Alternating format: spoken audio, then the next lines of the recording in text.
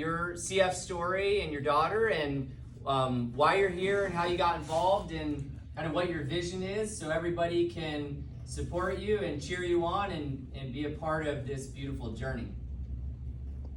Thank you.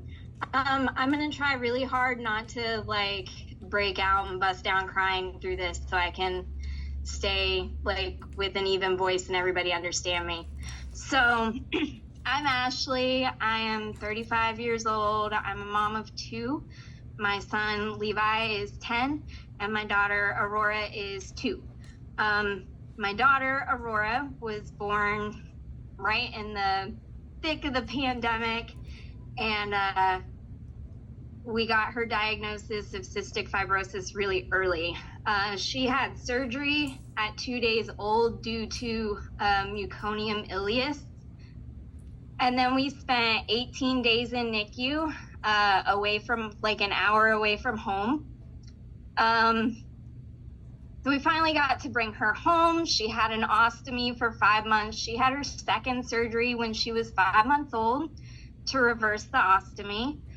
And she's really been thriving ever since. And that's not due to a luck. It's a lot of hard work to maintain her treatments, stay on top of medications, taking her to clinic appointments, doctor's appointments, therapies, and all that. Breathe. So when we got her diagnosis, it was really overwhelming. So I felt like the best thing that I could do to get a realistic view of it was to jump into social media and just start finding everybody I could, from all age ranges, to get a real perspective of what it might look like for us. I found some really amazing accounts and people and made some awesome connections. One of the first people that I found on that deep dive was actually Claire Wineland.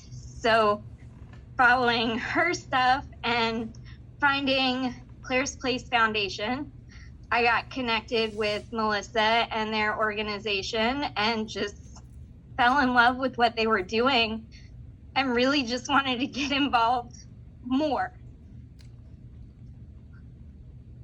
So Melissa with Claire's Place, they actually signed up and participated in the crossing last year. So me being super fan, of course, I had to show up at the landing to show my support and cheer them on, which is how I found the crossing. That energy when I was at the landing is like nothing I've ever experienced. To see so many people gathered and share for a common reason just was really touching my soul. It hit me on a whole nother level. And I was like, man, I've got to be part of this too. I want to feel that energy from the other side.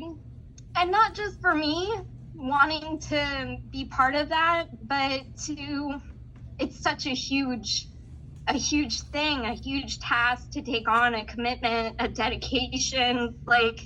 It's not something you just pick up and you're like, yeah, I'm going to go take a 5-mile walk. It's a really life-changing event. It's altered my entire everything. But it gives me an opportunity to show my kids that you really can do anything that you put your mind to. It also gives me a really cool opportunity to tell more people about CF and about Aurora and why I want to do this. Oh man, okay, I'm breathing in. So Piper's Angels has been really impactful in this journey too. I'm one of the families that's been a recipient of some of the offerings that Piper's Angels have. I was a participant in a masking mindfulness. So being able to put that in my toolbox, those skills to center myself and find some peace in a world of chaos is super valuable. And I've been able to utilize that with my family too, like sitting down with my son, teaching him breathing techniques, and like, let's chill. It's been really great. I'm also the recipient of a Forever Stoke scholarship, and Piper's Angels bought me a custom board for crossing, which is huge because I was crowdfunding everything. So to take that burden off of my efforts, to allow me to put more focus into the training and the fundraising so that it can be impactful and so that I can be successful, I just can't even say thank you enough.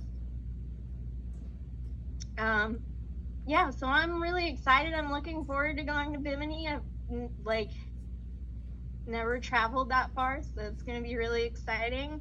And I'm like super stoked to meet everybody that's participating and make connections with everyone and hear their whys too. Thank you. Thank you so much, Ashely.